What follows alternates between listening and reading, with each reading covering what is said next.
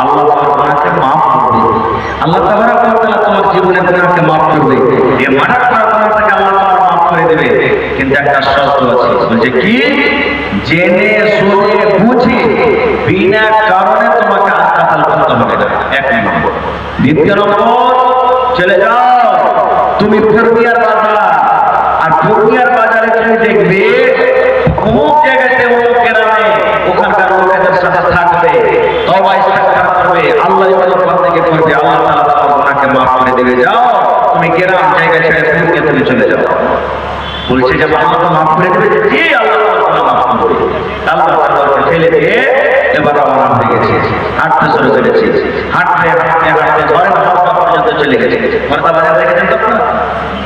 বলে হরদা বাজার দেখেছেন আপনারা? হরদা বাজার হরদা পর্যন্ত চলে গেছে। আল্লাহ রাব্বুল আলামিন এবার মালাকুল মউতকে ডাকতে বলছেন যে ফেরেশতা মানুষের জান কবজ করে মালাকুল মউত। আল্লাহ রাব্বুল আলামিন মালাকুল মউতকে ডাক দিলেন, হে আমার মালাকুল মউত, ওই 100টা লোককে মারা করার পর এই পূর্ণিয়াটা পূর্ণিয়া শহরে তওবা করার জন্য যায়, ওখানে ইবাদত বন্দেগী করবে। এখন লোকটা হরদার মার্কেট হরদার বাজার পার করছে রে, তুমি যাও যাও পূর্ণিয়া বাজার ঢোকার আগে আগে তার জানখানা কবজ করে নাও। যাও, ও যেন পূর্ণিয়ার বাজার ঢুকতে না পারে, বাজার ঢুকার আগে আগে ওর জানখানা কবজ করে নাও। এবার আল্লাহ রাব্বুল আলামিন আদেশ পেয়ে মালাকুল মউত এবার ওই লোকটার জান কবজ করে নিলেন। ধরে হরদা বাজারে লোকটা মরে গেল, জান তার কবজ হয়ে গেল। আল্লাহ রাব্বুল আলামিনের জান্নাতের ফেরেশতা এসে হাজির, আর জাহান্নামের ফেরেশতা এসে হাজির। জান্নাতের ফেরেশতা তাকে ধরছে, তাকে উঠাবে, হাত ধরছে, পা ধরছে, আর ধরার পর তাকে জান্নাতের ভিতরে নিয়ে যাবে। এই লোকটাকে আমি জান্নাতের ভিতরে নিয়ে যাব। জাহান্নামের ফেরেশতা বলছেন, না আমি এই লোকটাকে জান্নাতের ভিতরে যেতে দেব না। এই লোকটা হলো পাপী, এই লোকটা হলো গুনাহগার, এই লোকটাকে আমি জাহান্নামের ভিতরে নিয়ে যাব।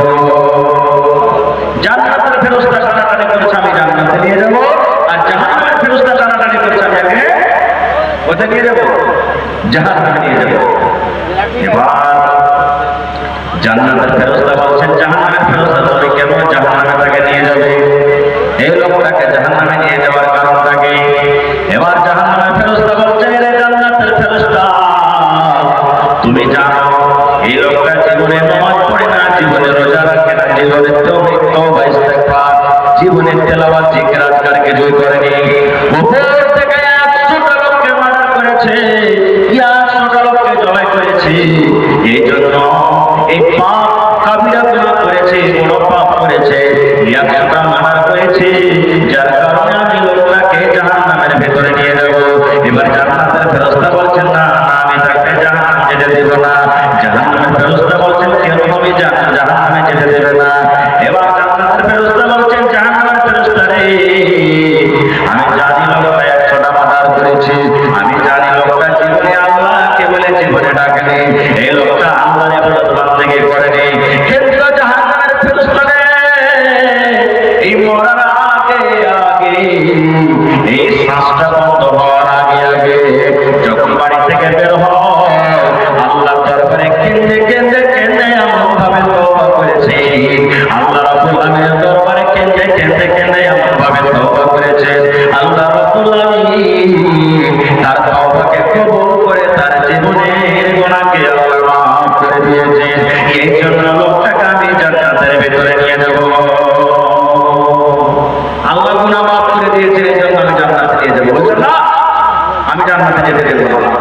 দুই ফেরেশতারে ঝামেলা বাঁধিয়ে দিলে আল্লাহ তাবারক ওয়া তাআলা আর একটা ফেরেশতাকে পাঠালেন, যাও কিন্তু ওরা যদি ডাকে তো ওকে ইনসাফ করে দাও।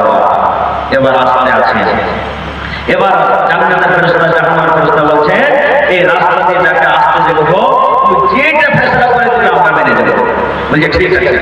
এবার সেই ফেরেশতা এলেন, আসার পর বলছে, যে ভাই আমাদের দুজনের ফেসলাটা তুমি করে দাও তো। চলে গেলেন, যাওয়ার পর বলছে, কি হয়েছে রে ভাই? তো বলছে যে দেখো এই লোকটা 100টা লোককে মার্ডার করেছে, আর আমি একটা জাহান্নামে নিয়ে যেতে চাচ্ছি, কিন্তু জান্নাতের ফেরেশতা নিয়ে যেতে দেয় না। জান্নাতের ফেরেশতা বলছেন যে ভাই, এই লোকটা এমন ভাবে আল্লাহর দরবারে তওবা করেছে, আল্লাহ তাআলা তার গুনাহটাকে মাফ করে দিয়েছেন, এই জন্য আমি তাকে জান্নাতে নিয়ে যাব। জাহান্নামের ফেরেশতা যেতে দেয় না। এবার আপনাদেরকে একটা প্রশ্ন করি, আপনার এই তিতুয়ারি থেকে হরদা বেশি দূরে না হরদা থেকে পূর্ণিয়া বেশি কাছে? বলেন তো কোনটা বেশি কাছে? হরদা বাজার দেখেছেন না? আপনার তিতুয়ারি থেকে হরদা বেশি এমনি কাছে হলো না হরদা থেকে পূর্ণিয়া বেশি কাছে হলো? পূর্ণিয়া কাছে হলো। এবার ওই ফেরেশতা ফয়সালা করছে, এরে জান্নাতের ফেরেশতা, জাহান্নামের ফেরেশতা, তোমরা একটা কাজ করো, যে জায়গা থেকে লোকটা আসছে আর যে জায়গাতে লোকটা যাবে, তোমরা এই জায়গাটাকে ভাগ করে দাও, কোন দিকে বেশি আছে কোন দিকে কম আছে। এবার ভাগ করতে গিয়ে দেখছেন ওরে সুবহানাল্লাহ, ওই যে লোকটা তওবা করার জন্য যাচ্ছিলেন, ওই একটা জামানারকারী যে জায়গা থেকে, যে গ্রাম থেকে যাবে, যে জায়গাতে যাবে, বেশিখানি হারিয়ে গেছে, বেশিখানি লোকটা চলে গেছে, কমখানি জায়গা বেঁচে আছে, যে দিকে যাবে কমখানি বেঁচে আছে, বেশিরভাগ চলে গেছে। এবার ফেরেশতা ফয়সালা দিচ্ছেন, জাহান্নামের ফেরেশতা রে, এই লোকটা জাহান্নামের ভিতরে যাবে না, জাহান্নামের ভিতরে যাবে না, এই লোকটা আল্লাহ রাব্বুল আলামিন গুনাহকে মাফ করে দিয়েছেন। বলছেন কেমন করে মাফ করেছে? বলছে জাহান্নামের ফেরেশতা রে, এই লোকটা বাড়ি থেকে যখন বের হয়েছে, বেশিখানি লোকটা এগিয়ে চলে এসেছে, বেশিখানি লোকটা রাস্তা চলে এসেছে, ইয়ার অনেক পাপের জায়গা থেকে, পাপের দিক থেকে বেশিখানি নেকির দিকে এগিয়ে গেছে, এই জন্য লোকটা জান্নাতের ভিতরে যাবে। নারে তাকবীর! হয়নি, হবে না, হতে পারে না, আমার নবীর সাথে কারো তুলনা। হয়নি, হবে না, হতে পারে না, আমার নবীর সাথে কারো তুলনা। হায়রে তুলনা তো দূরের কথা, ছায়াও মিলে না, হায়রে তুলনা তো দূরের কথা, ছায়াও মিলে না। হয়নি, হবে না, হতে পারে না, আমার নবীর সাথে কারো তুলনা। হয়নি, হবে না, হতে পারে না, আমার নবীর সাথে কারো তুলনা। সকল নবী রাসূল ছিলেন খোদার দিবানা, দুনয়নে দেখব খোদা ছিল তামান্না। আরে মোর নবীকে ডেকে নিলেন, আরে মোর নবীকে ডেকে নিলেন, দেখবে রব্বানা। হয়নি, হবে না, হতে পারে না, আমার নবীর সাথে কারো তুলনা। হয়নি, হবে না, হতে পারে না, আমার নবীর সাথে কারো তুলনা। ইউসুফকে দেখে যারা আঙ্গুল কেটেছে, তারা কি আমার নবীর রূপ দেখেছে? ইউসুফকে দেখে যারা আঙ্গুল কেটেছে, তারা কি আমার নবীর রূপ দেখেছে? আরে দেখতো যদি কেটে দিত, আরে দেখতো যদি কেটে দিত কলিজাখানা। হয়নি, হবে না, হতে পারে না, আমার নবীর সাথে কারো তুলনা। হয়নি, হবে না, হতে পারে না, আমার নবীর সাথে কারো তুলনা। নবী আমার কত সুন্দর ছিলেন, চাঁদনি রাত, 14 দিনকার পূর্ণিমা চাঁদ, ঝলমল করে চলেছে আকাশে, কোন রকমের মেঘ কাটাল নেই।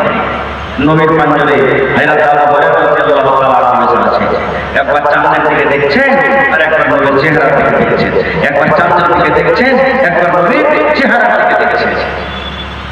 এই দু একবার দেখার পর আল্লাহ রাসূল বলেছেন, আবু হুরায়রা কি ব্যাপার, তুমি একবার চাঁদের দিকে দেখছো, একবার আমার দিকে দেখছো?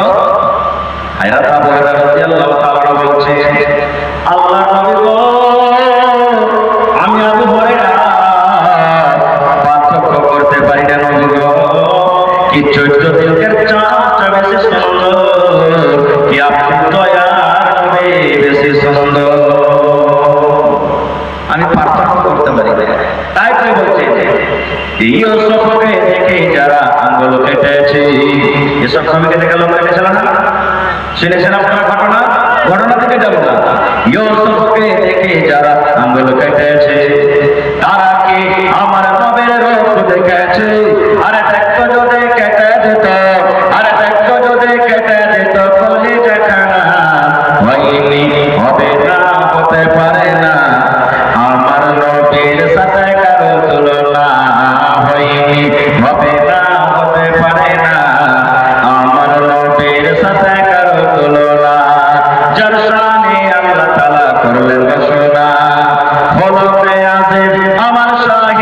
মদিনা যার শানে আল্লাহ তাআলা করলেন ঘোষণা বলতে আছে আমার শাহে মদিনা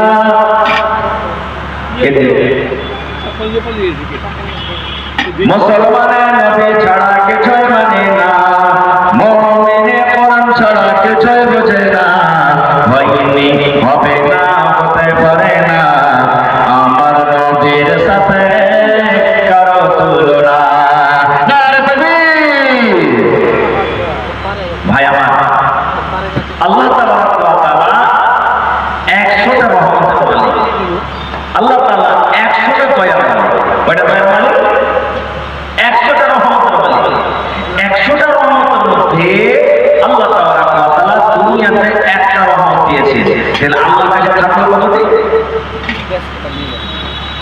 আল্লাহ রাব্বুল আলামিন 100টা দয়ার মধ্যে 100টা রহমতের মধ্যে একটা রহমত একটা দয়া দুনিয়াতে দিয়েছেন আমাদেরকে কাকে দিয়েছেন আমাকে দিয়েছেন আপনাকে দিয়েছি আমার মাকে বিবিকে দিয়েছেন আপনার মাকে বিবিকে দিয়েছেন কুকুরকে আল্লাহ রাব্বুল আলামিন দিয়েছেন আল্লাহ রাব্বুল আলামিন বান্দরকে দিয়েছেন ইঁদুরকে দিয়েছেন সাপকে দিয়েছেন মুরগা মুরগিকে দিয়েছেন ছাগলকে দিয়েছেন পৃথিবীতে যত আল্লাহর মাখলুকাত রয়েছে আল্লাহ রাব্বুল আলামিন একখানা রহমত সমস্ত মানুষকে ভাগ করে দিয়েছেন তাহলে 100টার মধ্যে যদি মানুষকে আল্লাহ একটা রহমত দান করে আল্লাহর কাছে থাকবে কতটি কথা বলে না 99টা কত থাকলো 99টা এবার আপনাকে বলি দু ভাই আছে একসাথে যদি আর একটা ভাইকে কেউ মারে খাইয়া খাইয়া ফেলে যাবে দেখবে লাঠি নিয়ে দৌড়াবে কি দৌড়াবে না বাড়িতে মুরগি ছাগল আছে না আপনাকে মুরগি আছে না একটা একটা মুরগিকে দেখবেন ওর পাঁচজন হেঁটে যাবে আর ছাগল থাকে আপনার উপরে চিনে চিনে ঝাঁপিয়ে পড়বে মুরগি মনে করবে যে বুঝে না আমাকে আমার ছাগল ধরতে আসছে ওই যে একটুখানি পয়া পেয়েছে একটুখানি পয়া পেয়েছে বিলাই ছাকা আপনারা দেখেন বিলাই আপনাকে বুঝতে যাবে মনে করবে এই বুঝেন আমার ছাকা ধরতে আসছে প্রত্যেক জিনিসের উপরে পয়া এবার আপনাকে বলি আমি একটা মাওলানা মানুষ আপনি একটা নামাজি মানুষ মা নারাজ হয়ে গেছে আপনি জালসা করে যখন বাড়িতে যাবেন মায়ের লইয়া কেজি আপনি রসগোল্লা নিয়ে যাবেন সেব নিয়ে যাবেন জিলাপি নিয়ে যাবেন মাকে যদি বলে মাকে তোর জন্য আমি সেব এনেছি গা মা খেলে মা বলবে বেটা রে তোর খাবো না রে বেটা সেব তোর খাবো না তোর সাথে কথা বলবো না সেব তোর খাবো না একদিন কেটে গেল আবার যদি মাকে আবার বলে মাকে তোর জন্য আমি একটা বিস্কিটের পকেটে রেখে গেলাম মা তো খেলে আবার যদি মা বলে বেটা রে তুই চলে যা তোর নতুন ছেলের মুখ দেখবো না আবার আপনি একদিন পর একদিনটা পর মাকে যদি বলে মাকে আমি তোর সন্তান গে মা আমার ভুল যদি হয়ে থেকে মাফ করে দেবে মা মা তোর জন্য আমি এক গলা এনেছি গলা খাইনি এরকম করে করে যদি আপনি মাকে বলে তাও যদি মা বলে আমি তোর খেলা খাবো না সেব খাবো না মিষ্টি খাবো না তোকে আমাকে দেখতেছি পরে না তুই আমার কাছ থেকে চলে যা এই মুসলমান এবার মায়ের পা যদি ঘুরে ঘুরে যা আর যদি মাকে বলে মাকে যতক্ষণ পর্যন্ত তুই আমাকে মাফ না করবি কে মা আমি তোর আদরের সন্তান আমি মা কিন্তু ছাড়বো না মা তুই আমাকে মাফ করে দে মা যদি কিল মারতে থাকে তাও আপনি ছাড়বেন না মা যদি আপনাকে গালি দিতে থাকে তাও ছাড়বেন না মারতে মারতে মারতে মারতে যদি আমার জীবনটাকে তুই শেষ করে দিস আমি সহ্য করে নেব কিন্তু মা যতক্ষণ পর্যন্ত তুই মাফ না করবি অতক্ষণ পর্যন্ত আমি তোর পা ছাড়বো না এবার আপনি বলেন এরকম করে করে যদি কোনো মানুষ মায়ের কাছে মাপ চাবে দুনিয়াতে এরকম কোনো মা নাই যে মাপ করবে না করবে না করবে না জোরে বলে করবে না করবে না যে মায়া করে গেছিল যে মা আপনার চেহারা দেখতে রাজি ছিল না যে মা আপনাকে বড় গাল দিয়েছে যে মা কত আপনাকে মেরেছে মায়ের পা যখন জড়িয়ে ধরলে আর বললেন মাকে যত তুই গাল দিবি দেখে মা যত তুই আমাকে মারবি গা মার কিন্তু যতক্ষণ পর্যন্ত আমাকে মাফ না করবি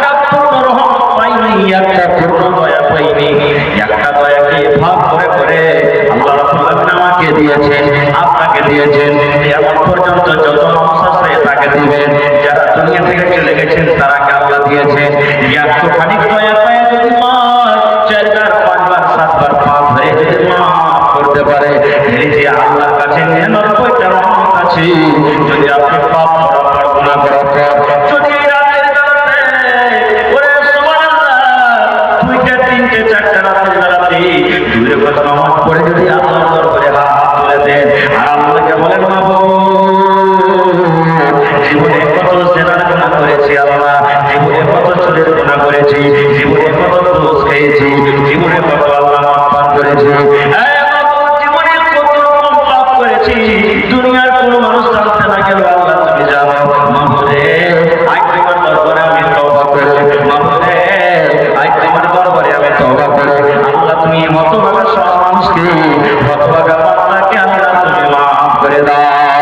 আল্লাহ রাসূল বলেছেন তোমার মার প্রতি মহব্বত ভালোবাসা তোমার যত আছে তুমি মায়ের কাছে তুমি মাফ চেয়েছো, মাফ করে যত খুশি হয়েছে আল্লাহ রাব্বুল আলামিন তোমার করতে যখন তুমি আল্লাহর দরবারে তওবা করবে গুনাহ করার পর তোমার মায়ের থেকে সব গুনাহ রহমত আল্লাহ রাব্বুল আলামিন তোমাকে দান করবে। এটা হলো কে? আল্লাহ। সূরাতুল ফাতিহা পড়েন না? আছে না নাই? আলহামদুলিল্লাহি রাব্বিল আলামিন। তারপরে কি আছে? আর রহমানির রহিম। আল্লাহ বাচ্চা রাখি সূরা হুদ আলোচনা করব। মেন পয়েন্ট আল্লাহ বলে আর রহমানির রহিম। আসলে রহমানের যেটা মানা রাহিমের আল্লাহ দয়া করে দেওয়া, রহম করে দেওয়া। তবে কেন আল্লাহ দয়া করলেন এখানে? একটাই তো করতে পারতেন। আল্লাহ বলে রহমান দুনিয়ার জন্য, কিসের জন্য? দুনিয়ার জন্য আল্লাহ রহমান, দুনিয়ার জন্য আল্লাহ রহমান। একদিন ইব্রাহিম নবীর বাড়িতে একটা মেহমান, একদিন ইব্রাহিম নবীর বাড়িতে একটা কুকুর হাজির হয়ে গেছে, কিন্তু মেহমানটা হলো মাজুসি। মাজুসি বলে আগুনের যারা পূজা করে, আগুনকে যারা ভগবান মনে করে, আগুনকে যারা আল্লাহ মনে করে, আগুনের যারা পূজা করে তারাকে বলা হয় মাজুসি। ইব্রাহিম নবীর বাড়িতে ওই মাজুসি মেহমান এসে হাজির। ইব্রাহিম নবী খানা সামনে দিয়েছে। ইব্রাহিম নবী বলছেন আল্লাহর বান্দা তুমি বিসমিল্লাহ নিয়ে খাও, তুমি বিসমিল্লাহ বলে তুমি খানা খাও। এবার মাজুসি বলছে বিসমিল্লাহ আমি জানি না, বিসমিল্লাহর অর্থ কি, বিসমিল্লাহ মানে কি? ইব্রাহিম নবী বললেন বিসমিল্লাহ মানে হলো আল্লাহর নাম নিয়ে আমি খানা খাই, বিসমিল্লাহ মানে হলো আমি আল্লাহর নামে খানাটা শুরু করি। এবার মাজুসি বলছেন না ইব্রাহিম আমি আমার আল্লাহর নাম নিয়ে খাবো, আমি বিসমিল্লাহ বলে খানা খাবো না, আমি তোমার বিসমিল্লাহ বলে আমি খানা শুরু করবো না, আমি আমার আল্লাহর নাম নিয়ে আমি খানা খাবো। ইব্রাহিম নবী যখন বললেন তোমার আল্লাহকে তুমি বলে তো, বলছে আমার আল্লাহ হলো আগুন, আমার ভগবান হলো আগুন, আমি আগুনের নাম নিয়ে আমি খানা খাবো। যেমন এই কথাটা বলো সুবহানাল্লাহ, ইব্রাহিম নবীর সামনে থেকে থালাটা টেনে নিলেন, আর থালাটা টেনে নেওয়ার পর বলছে মাজুসি রে যখন তুমি আল্লাহর নামে খানা খাবে না, যখন তুমি আগুনের নামে খানা খাবে, যাও যাও যে আল্লাহর নাম নিয়ে তুমি খানা খাবে সেই আল্লাহর কাছে তুমি খানা চাও, কারণ আমি ইব্রাহিম নবী তোমাকে খাবার দিতে পারবো না, যাও তুমি আল্লাহর নাম নিয়ে খানা খাও। এবার লোকটা হাঁটতে হাঁটতে পর্যন্ত যখন চলে গেছে আল্লাহ রাব্বুল আলামিন ডাকতে বলছেন ইব্রাহিম এই লোকটার বয়স ওরে সুবহানাল্লাহ 40-50 বছর হয়ে গেল, জীবনে কোনোদিন আমাকে ডাকলি না ইব্রাহিম, জীবনে কোনোদিন আমার নাম নিয়ে খানা খাইনি, জীবন পর্যন্ত আপনার নাম নিয়ে খানা খেয়েছি। আমি আল্লাহ রাব্বুল আলামিন রাগ করে কোনোদিন এই কথা বলিনি, হে আমার বান্দা তুমি আমার নামে খানা খাও না, তোমাকে আমি খাবার দেব না। ইব্রাহিম তোমার বাড়িতে একটাই মাত্র খেতে এসেছো, আর আমার নাম নেওয়ার কারণে তুমি তার সামনে থেকে থালাটা কেড়ে নিয়েছো, এটা কিন্তু তুমি ঠিক করলে না। যেমন কথাটা বলা সুবহানাল্লাহ, ইব্রাহিম নবীর সঙ্গে সঙ্গে ধরতে বলছেন ভাই রে আমাকে মাফ করে দাও, মাফ করে দাও, তোমার যা ইচ্ছা তাই নিয়ে তুমি খানা খাও, কিন্তু আমার বাড়ি চলো তুমি আমার খাবারটা খেয়ে নাও। এটা হলো কি রহমান, এর নাম হলো কি মুসাফির দোয়া করতে গেছে, পানি হয় না, স্টেশনের নামাজ পড়েছেন বলবেন হাত কোন দিকে করে দোয়া করে বলেন তো? এটা না এটা কোনটা ভাই? উল্টা করে, যারা পড়েনি তারা জানে না, উল্টা করে দোয়া স্টেশনের দোয়া। এবার মুসাফির দোয়া করতে গেছেন, ছোট বড় বড় সব মিলে চল ময়দানে চল দোয়া কর, দোয়া করে চলেছেন, দোয়া করে চলেছেন, কিন্তু বাতলের কোনো জায়গাতে একটা কিছু দেখতে পাওয়া যায় না। মুসা আলাইহিস বলেছেন, আল্লাহ তুমি কি আমার উপরে নারাজ আছো? আমি একজন নবী, আমার পুরো বিশ্বাস আর ভরসা আছে তুমি আমার দোয়া কবুল করবে। আল্লাহ পানি দাও, পানি কেন হয় না? আল্লাহ রাব্বুল আলামিন বলছেন, মুসা রে তুমি আমার নবী হইলে রে মুসা, আমি তোমার উপরে নারাজ হইনি, তোমার উপরে নারাজ হইনি। তবে হ্যাঁ, আমি এই জন্য তোমাকে পানি দিই না, তোমার দোয়া এই জন্য কবুল হয় না। যতদিন দল নিয়ে তুমি দোয়া করেছো, এই মজলিসে যত লোক বসে আছে, এই মজলিসের মধ্যে একটা লোক কেমন আছে যে 40 বছর ধরে গুনাহ করে, 40 বছর ধরে পাপ করে, জীবনে কোনোদিন আমাকে মানে না, ডাকে না। ওই লোকটাকে তুমি দল থেকে বের করে দাও, ওই পাপীটাকে তুমি বের করে দাও। যেমন তুমি পাপীটাকে বের করবে, আমি আল্লাহ রাব্বুল আলামিন পানি দান করব। বলছে ওই পাপীটাকে বাহির করো, গুনাহগারটাকে তুমি বাহির করো। ওই গুনাহগারটাকে বাহির করতে গেলে আমি আল্লাহ তাআলা তোমাকে পানি দেব। এবার রাসূল বললেন, এই আল্লাহর বান্দারা, কে তোমরা আছো মজলিসে যে 40 বছর ধরে গুনাহ করছো, তোমরা বের হয়ে যাও। আচ্ছা বলেন তো বের হবে কি? লোকটা বের হবে? ওটা তো দূরের কথা, আপনার এই এলাকাতে মানুষ মদ পান করে, মদ আছে না? খানা বলেন আছে না নাই? এবার ইমাম সাহেব, আমার সালেফ সাহেব যদি বলেন যে হে ভাই, যারা মদ পান করছো তোমরা জানাজা নামাজ থেকে বাড়িয়ে যাও, বাড়াইবে না? বাড়াইবে না, লজ্জার কারণে বাড়াইবে না। জানছে আপনার পাঞ্জার কারণে আছে, আপনি দেখছেন চিনছেন যে লোকটা মদ পান করছে, তাও বাড়াইবে না। এবার মুসাফির আবার বলছেন, কে আসলে তোমরা বের হয়ে যাও। এবার লোকটা মনে মনে বলছে, রব্বুল আলামিন আমার জীবনের গুনাহ কেউ জানে না, 40 বছর থেকে আমি গুনাহ করছি, পাপ করছি, আল্লাহ তুমি ছাড়া কেউ জানে না। আজকে যদি আমি দল থেকে মজলিস থেকে বের হয়ে যাই, আল্লাহ জি সব আমার দিকে দেখবে, আমার গুনার কথা সব জানবে। এবার লোকটা আকাশের দিকে মুখ খাটা করে নিলেন, আর নিজের গামছা কিংবা কাপড় যা ছিল শরীরে মুখটাকে ঢেকে নিলেন। করে পানি ঝরতে শুরু হয়েছে। মামুরে 40 বছর থেকে গুনাহ করছি আল্লাহ, এর মধ্যে তুমি আমাকে কত সুযোগ দিয়েছো, আল্লাহ কত তৌফিক দিয়েছো, আল্লাহ তুমি আমার হায়াত রেখে দাও। আল্লাহ আমি জীবনে কোনোদিন তোমাকে জানি না, মানি না, আল্লাহ তওবা করে নি। আল্লাহ আমার কারণে আকাশের পানিকে বন্ধ করে দিয়েছো, আল্লাহ মেয়াদ বন্ধ হয়ে আছে, পানি বন্ধ হয়ে আছে, পানি হয় না। আল্লাহ তুমি আমার পরে এত নারাজ হয়ে আছো, আল্লাহ তুমি আমার পরে এত রেগে আছো, আল্লাহ তুমি রাগের কারণে আল্লাহ তুমি এই পানিটাকে বন্ধ করে রেখেছো। আল্লাহ আজ তোমার দরবারে মজলিসে বসে বসে আমি দোয়া করছি, আল্লাহ আমি তওবা করছি, আল্লাহ অন্তর থেকে খালিস থেকে আমি তওবা করছি, আর জীবনে কোনোদিন গুনাহ করবো না, এমন জীবনে কোনো কাজ করবো না যে কাজটা করতে গেলে তুমি নারাজ হয়ে যাবে। আল্লাহ তুমি আমার তওবাকে কবুল করো, আল্লাহ তুমি আমার মুনাজাতকে কবুল করো, আর আল্লাহ তুমি তোমার দয়াতে পানি বর্ষিত করো। যেমন লোকটা তওবা করলেন, পরে আল্লাহ তার তওবা কবুল হয়ে গেল। ঝমঝম ঝমঝম ঝমঝম করতে করতে করতে করতে পানি শুরু হয়ে গেল। মুসাফির যখন বলছেন, আল্লাহ কি তোমার লীলা খেলা, এখন তো লোকটা মজলিস থেকে বের হয়নি, মজলিসের মধ্যে আছে, তখন পানি কেন শুরু হয়ে গেল?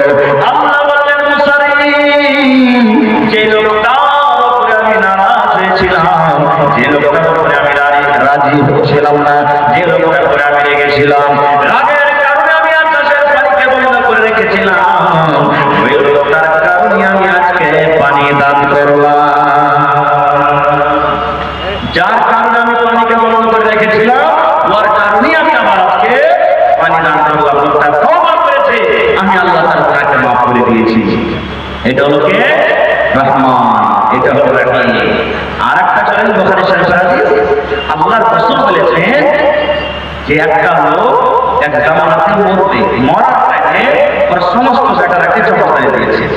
জড়ো করার পর বলছে, বেটা আমি মরবো, একটা ওসিয়ত আমার নষ্ট করো।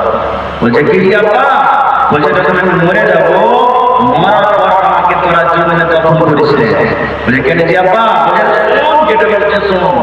বলে কি করবো তাহলে? বলছে আমি যখন মরে যাবো, আমার লাশটাকে লোকরে জমা করবি, আর পুড়িয়া ছাই দেবে, আমার ছাইটাকে কেউ বাতাসে ছিটিয়ে দিবি, কেউ জমিতে পুঁতে দিবি, কিছু পানিতে বসিয়ে দিবি। বলছে হাজি আব্বা কেউ তুমি করতে বলছো? এবার আব্বাজান বলছেন, ব্যাটারি জীবনে কোনোদিন আমি নেকের কাজ করতে পারিনি রে ধন, জীবনে কোনোদিন নেকের কাজ করতে পারিনি, জীবনটা আমার শুধু গুনাইতে গেছে, গুনাহ করেছি, গুনাহ করেছি, পাপ করেছি। ব্যাটারি যদি তোমরা আমাকে কবরে দফন করে দাও, আর আল্লাহ রাব্বুল আলামিন যদি ক্ষমতা রাখেন, আল্লাহ যদি ক্ষমতা রাখেন আর আমাকে জীবিত করে দেন, তাহলে আমার জাহান্নাম ছাড়া কোনো উপায় নাই, আমাকে জাহান্নামের আগুনে জ্বলতে পড়তে হবে। আর যদি জাহান্নামটা সস্ত হয়, আর যদি জাহান্নামের আযাবটা সস্ত হয়, তাহলে জাহান্নামের আযাব আমি সহ্য করতে পারবো না।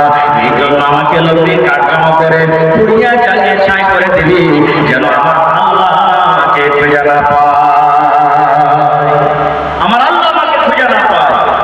বেটারা তাই করলেন। লোকটা যখন মারা গেল, আল্লাহ রাসূল সাল্লাল্লাহু আলাইহি ওয়াসাল্লাম বলেছেন, কাঠ কাপড় জমা করে তাকে পুড়িয়ে দেওয়া হলো।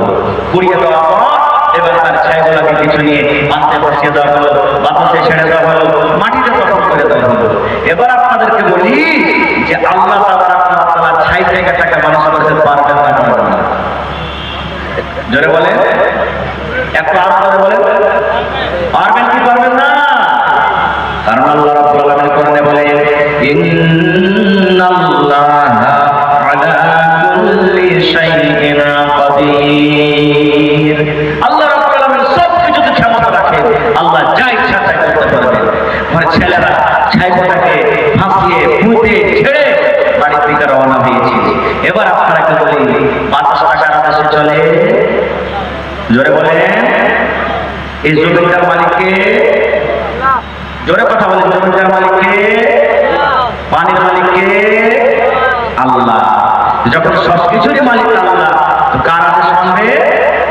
আল্লাহ।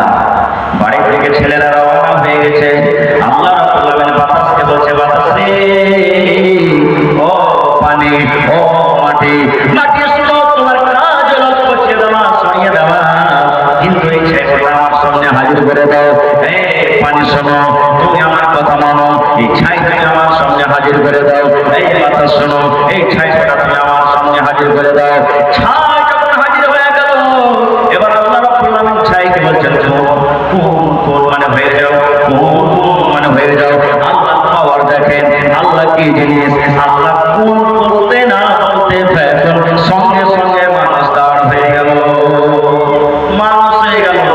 এবার আল্লাহ তাআলা তাকে জিজ্ঞাসা করছে, বান্দা রে, কেন তোমার ছেলেরাকে এরকম আদেশ করেছিলে, কি কারণে? এবার লোকটা বলবে, রব্বুল আলামিন সব কিছু তুমি জানছো, আল্লাহ জীবনে আমি পাপ করেছি, গুনাহ করেছি, আল্লাহ মরার সময় আল্লাহ তোমার জাহান্নাম বলে ভয় হয়েছে, কবর বলে ভয় হয়েছে, হাসর বলে ভয় হয়েছে, আল্লাহ এই ভয়ের কারণে আমার ছেলেদেরকে আমি আদেশ করেছিলাম। আল্লাহ রাব্বুল আলামিন বলেন, বান্দা রে, যখন মরার টাইমে, মরার সময় জীবনে তুমি তওবা করতে পারোনি, জীবনে তোমার তওবা করার সময় হয়নি, যখন মরার টাইমে মওত আসার আগে আগে যখন তুমি তওবা করেছো, আমার জাহান্নাম বলে ভয় হয়েছে, আমার এই কবর বলে যখন ভয় হয়েছে, আল্লাহ তাআলা বলেন, বান্দা রে, যাও যাও যাও, জীবনের গুনাহকে মাফ করে আমি আল্লাহ রাব্বুল আলামিন তোমাকে জান্নাতে ঘোষণা করে দিলাম।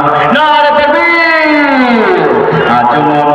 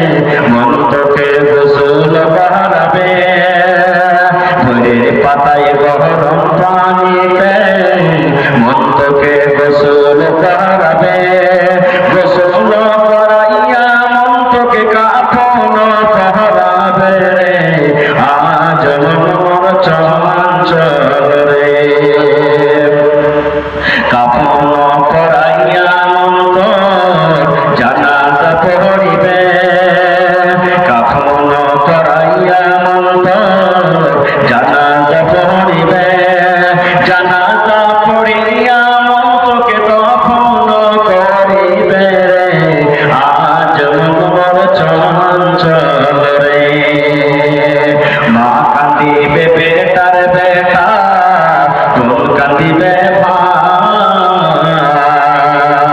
মা কাঁদিবে বেটার বেটা কোন কাঁদিবে ভাই ঘরের বেগম সেও তো কাঁদবে আর তো কে নাই রে আজ মন চঞ্চল রে আজ মন চঞ্চল রে ভাই ঝরে দুটি আঁখি বুঝাইলে বোঝেস না কোন জঙ্গলের পাখি রে আজ মন চঞ্চল রে নারে তাকবীর বলার বেলায় কথা আছে ভাই তবে তার আগে একটা দরখাস্ত আপনাদের কাছে পাঁচটা লোক কেমন আছেন কয়েকটা নাম করা যাচ্ছে ভাই জোরে বলে 5 ওয়াক্তের নামাজ শেষের বেলাতে এসেছে আল্লাহ তাআলা এই সময় দুনিয়াতে আছে আর আল্লাহ তাআলা বলেন চাও আমার কাছে কি চাইবে আপনার জায়েজ আশা যেটা মনে আছে ওই আশাটাকে এক টাকার উপরে রেখে আল্লাহ তাআলা তুমি আশাটা পুরো করো 5টা লোক 1000 করে কি আছে এমন দান করবেন তার ভিতরে মোহাম্মদ সাকিব সাহেব 1000 টাকা হজরত জড়া হয়ে গেছে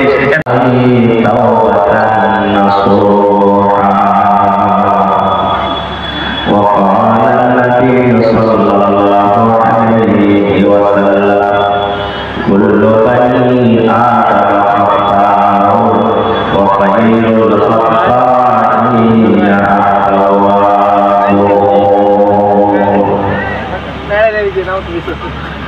Subhanallah Subhanallah Alhamdulillah La ilaha illallah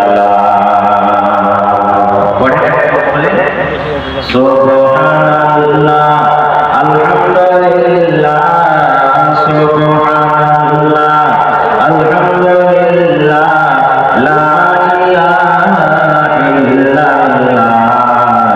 Subhanallah, Alhamdulillah,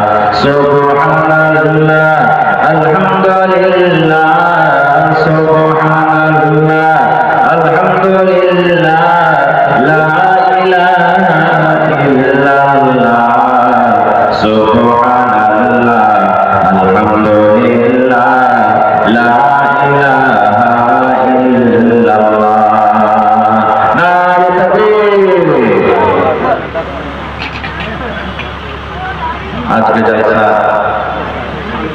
যোগ্যতম সভাপতি সাহেব, উপস্থিত ওলামায়ে কেরাম, সামনে বসে থাকা ইসলাম দরদি, দিন দরদি ভাই বাবাজিরা, পর্দানশীল মায়েরা এবং খালারা, সমস্ত সারি ভগবান সে মহান আল্লাহ তাবারক ওয়া তাআলার জন্য, যে মহান আল্লাহ তাবারক ওয়া তাআলা এই আরামের টাইমে, ঘুমের টাইমে নরম গরম বিছানাকে ত্যাগ করে, আরামের বিছানাকে ত্যাগ করে এই জালসার প্যান্ডেলের তলাতে বসে কিছু বলার ও শোনার তৌফিক দিয়েছে। তাই আমরা আল্লাহর প্রশংসা করি, অন্তর থেকে মুহাব্বতের সাথে সকলে পড়েন আলহামদুলিল্লাহ। একটু জোর করে পড়েন আলহামদুলিল্লাহ। তারপর আমাদের শেষ নবী হযরত মুহাম্মদ রাসূলুল্লাহ পড়েন সাল্লাল্লাহু আলাইহি ওয়াসাল্লামের উপর অগণন দরুদ শরীফ শান্তি ধারা বর্ষিত হোক, আমিন। আল্লাহুম্মা সাল্লি আলাইহি আল্লাহুম্মা বারিক। ভাই মুসলমান, ইচ্ছা ছিল যে আজকে অন্য কোনো বিষয় নিয়ে আলোচনা করব, কিন্তু সময়টা এসে গেল যে আমি বিষয়টাকে চেঞ্জ করে দিলাম। ভাই যারা আরবি জানেন, বুঝে অবশ্যই আমার আয়াতের হাদিসে যখনই পড়ে বুঝতে পেরেছেন যে আমি কি বিষয় নিয়ে আলোচনা করব। আজকে আমার বিষয় হলো তাওবা। কি বিষয় হবে? তাওবা। একটা কথা বলি, তার আগে একটা কথা বলি, মুখে খেয়ে গুটকা তামাকু কিছু থাকলে পাইতে হতে ফেলে দেবে। কারণ এই টাইমটা কত দামি জানেন, এই সময়টা কত দামি। এটা হাদিসে কুদসি আল্লাহ তাবারক ওয়া তাআলা কি বলে যে যখন রাতটাকে 3 ভাগ করে 2 ভাগ রাত কেটে যায়, শেষ ভাগ যখন রাত আছে, আল্লাহ তাবারক ওয়া তাআলা এই মাথার উপরে যে আসমান দেখছেন, এই আসমানে আছে, আর আল্লাহ আমাদেরকে ডাকছেন, মানুষকে ডাকছেন, রে দুনিয়ার মানুষ, রে আমার বান্দাবান্দিরা, তোমরা চাও আমার কাছে কি চাইছো তোমরা, আমি আল্লাহ তাবারক ওয়া তাআলা তোমাদেরকে দান করব। এই আমার বান্দারা, এই আমার বান্দিরা, রোগ দূর হয় না, ওষুধ পানিতে কাজ করে না, আমার দরবারে যদি দোয়া করো, চাও আমি আল্লাহ তোমার অসুখকে দূর করব। তুমি গরিব মানুষ, মা তোমার কাছে নেই, আমার কাছে চাও আমি আল্লাহ তাবারক ওয়া তাআলা তোমাকে মাল দেব। তোমার সন্তান হয় না, ছেলে মেয়ে এখনো হয় না, তুমি আমার কাছে চাও আমি আল্লাহ তাবারক ওয়া তাআলা তোমাকে সন্তান দান করব। দুনিয়াতে তুমি আরাম পাও না, দুনিয়াতে তুমি চেন পাও না, দুনিয়াতে তোমার মুখে খুশি আসে না, আমি আল্লাহ তাবারক ওয়া তাআলার কাছে দোয়া করব, আমি আল্লাহ তাবারক ওয়া তাআলা সব তোমাদেরকে দান করব। তাহলে ভাই আমার, আপনারা বলেন যে 3 ভাগ করে 2 ভাগ রাত কেটেছে না কাটেনি? জোরে বলেন, একটু কথাটা বলেন, 3 ভাগ করে 2 ভাগ রাত কেটে গেছে না কাটেনি? তবে আল্লাহ তাবারক ওয়া তাআলা এখন আসমানে আছেন না নাই? তাহলে আল্লাহ তাআলার কাছে আমরা যদি এখন দোয়া করি, আল্লাহ কবুল করবেন না করবেন না? জোরে বলেন। হ্যাঁ, দোয়া করার মতো দোয়া করতে হবে। এবার যদি বলেন যে নবী সাহেব বলেছে যে আল্লাহ যা দোয়া করবেন কবুল হবে, এখানে এইদিকে বাইরে না পড়ে ঘর ভিতরে নিয়ে যেতে দেবেন, আল্লাহ তুমি তো বলেছো যে যা দোয়া করবে কবুল করবো, আল্লাহ হযরত আলী হতে ঘন্টা কাল সব করে দেবে, হবে হবে ভাই? হবে না ভাই আমার। আল্লাহ তাবারক ওয়া তাআলা কোরআন বলে, আল্লাহ রাসূল হাদিসে বলেছে, কুল্লু বানি আদম খাতা, আদমের যত সন্তান সব হলো গুনাহ। ভালোভাবে শুনবেন, আমি সময় নেব না, মাত্র বলেছি 3টা বাক্য ছেড়ে দেবেন। আদমের সমস্ত বেটা বেটি গুনাহ। বেটা বেটি বলে কি? যারা শুধু নামাজ পড়ে তারাই, একটা কথা বলেন, যারা শুধু নামাজ পড়ে তারাই, যারা নামাজ পড়ে না তারাই যে না। আদমের বেটা বেটি বলতে পৃথিবীতে যত মানুষ আছে, নামাজি হোক, বেনামাজি হোক, নবী হোক, সাহাবী হোক, ওয়ালি হোক, তাবি হোক, তাবেঈ হোক, মাওলানা হোক, হাজি হোক, মাস্টার হোক, ডাক্তার হোক, পৃথিবীর যত মানুষ সব হলো কি আদম সন্তান, আদমের বেটা বেটি। আর আল্লাহ নবী 1400 বছর আগে বলেছে, হে পৃথিবীর মানুষ, আদম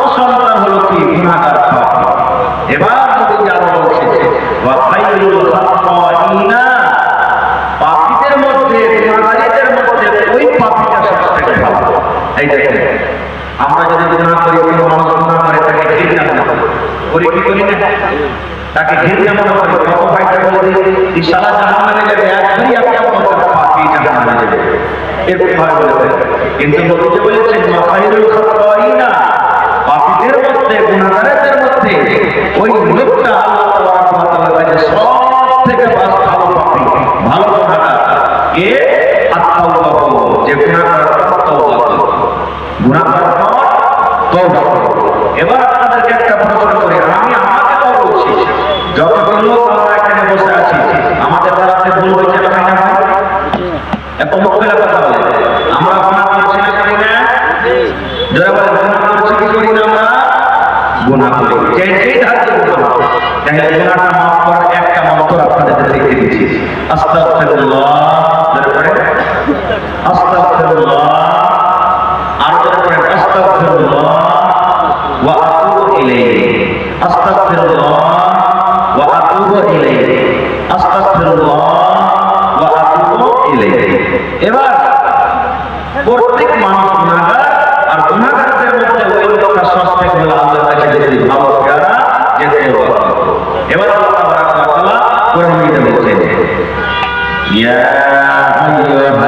আইয়ুহাল্লাযীনা আমানু, ওরে সুবহানাল্লাহ, আল্লাহ রাব্বুল আলামিন ঈমানদার আল্লাহ বান্দাদেরকে ডাকতে বলছে। এই জায়গাতে কোনো বেঈমান শয়তানকে আল্লাহ রাব্বুল আলামিন ডাকতে বলেননি। আল্লাহ রাব্বুল আলামিন ধোঁকাবাজ, বেঈমান, শয়তান, দাগাবাজ, মুনাফিককে আল্লাহ রাব্বুল আলামিন ডাকতে বলেন না। আল্লাহ কত সুন্দর করে ডাকতে বলেন, এই আমার ঈমানদার বান্দা বান্দীরা, যারা ঈমান এনেছো, আমার কোরআনের প্রতি ঈমান এনেছো, আমি আল্লাহ রাব্বুল আলামিন ইয়া বলে আমাকে স্বীকার করেছো, জান্নাত জাহান্নামের প্রতি ঈমান এনেছো, একদিন কিয়ামতের দিন বিচারের মাঠ কায়েম হবে, ওই কিয়ামতের প্রতি তোমরা বিশ্বাস রেখেছো। আল্লাহ রাব্বুল আলামিন ওই সমস্ত ঈমানদার বান্দাদেরকে ডাকতে বলছে, এই আমার ঈমানদার বান্দি, তুবু ইলাল্লাহি তাওবাতান নাসুহা, তোমরা অন্তর থেকে তওবা করো, তোমরা তওবায়ে নাসুহা করো, তোমরা অন্তর থেকে তওবা করো। তোমাদের দ্বারা থেকে পাপ হয়েছে রে বান্দা, তোমরা যে চুরির গুনাহ করেছো, তোমরা মদ ফেলে গুনাহ করেছো, তোমরা জুয়া খেলে গুনাহ করেছো, নামাজ ছেড়ে তোমরা গুনাহ করেছো, জিনা করে তোমরা গুনাহ করেছো, বিড়ি খেয়ে তোমাদের গুনাহ হয়েছে, সুদ খেয়ে তোমাদের গুনাহ হয়েছে, মিথ্যা কথা বলে তোমাদের গুনাহ হয়ে গেছে, ঘুষ খেয়ে তোমাদের গুনাহ হয়েছে। পৃথিবীতে কত রকম তোমরা পাপ করেছো রে বান্দা। আল্লাহ রাব্বুল আলামিন ডাকতে বলে, বান্দারে, হে আমার বান্দিরা, তুবু ইলাল্লাহি তাওবাতান নাসুহা।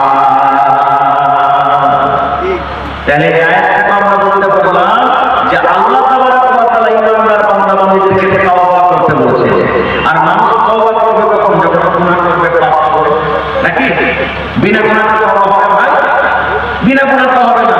তাহলে এই আয়াত থেকেও বুঝতে পারলাম যে মানুষ পাপ করবে, মানুষের কাজ হলো পাপ করা, আল্লাহর কাজ হলো কি? জোরে বলে, মানুষের কাজ হলো পাপ করা, আল্লাহর কাজ হলো কি? মাফ করা। বলবেন হাজির মাওলানা, গুনাহ করে কি আল্লাহ মাফ করবে? এর কি কোনো প্রমাণ আছে? সহজে কথা বলছেন ভাই, জি মাফ করবে। যখন একটা লোক পাপ করে, গুনাহ করে, আর গুনাহ করার পর যখন আল্লাহর কাছে তওবা করে, আল্লাহ তাআলা খুশি হয়ে যান।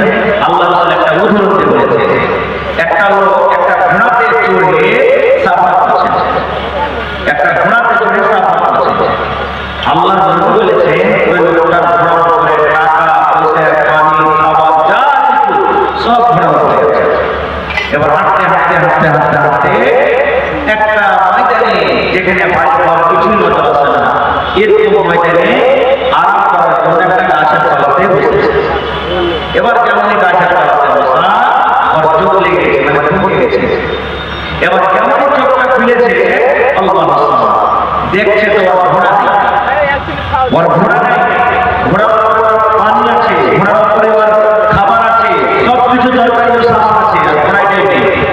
কর্ম খারাপ হবে না, জোরে বলে কর্ম খারাপ হবে না।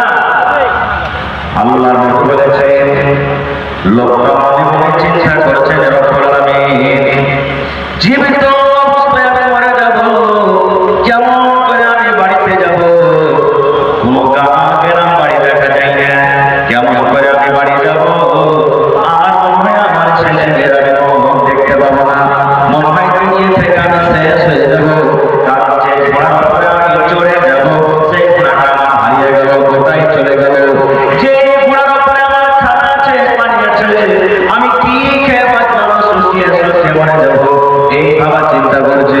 দয়ার নবী বলেছে ভাবা চিন্তা করতে করতে হঠাৎ করে আমার ঘোড়া এসে হাজির হয়ে গেল। এবার ঘোড়াটা লোকটা যখন দেখা করে সুবহানাল্লাহ তার ভেতরে হাজির চলে এলো, আসবে না দেখছে ঘোড়ার উপরে যা কিছু রেখেছিল সব কিছু আছে, খানা আছে, পানি আছে, টাকা আছে, বালিশ আছে, কাঁথা আছে, সমস্ত জিনিস এখনো আছে, কোনো জিনিস হারিয়ে যায়নি। এবার লোকটার মনে কত খুশি, লোকটার মনে কত খুশি। আল্লাহ নবী বলেছেন